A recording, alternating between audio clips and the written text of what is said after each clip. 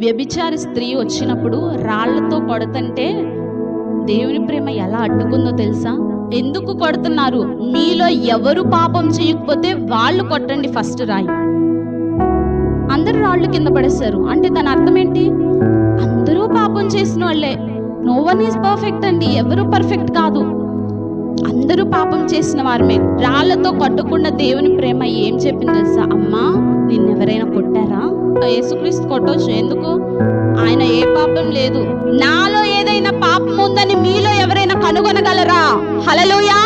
ఆయన పరిశుద్ధునిగా ఈ లోకానికి వచ్చాడు, పరిశుద్ధునిగానే 33.5 సంవత్సరాలు జీవించాడు. హల్లెలూయా. యేసు ప్రభు కూడా కొట్టలేదండి ఆమెను. ఇకపో, ఇంకెన్నడూ ఇలా చేయొద్దు, నీ పాపాలు క్షమించబడ్డాయి. మన పాపాలను దేవుడు క్షమించాడండి. అది ఎలాగో తెలుసా?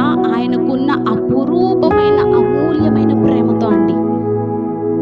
సో ఆ ప్రేమను మనం కలిగి ఉండాలని దేవుడు మన నుంచి ఆశిస్తున్నాడు.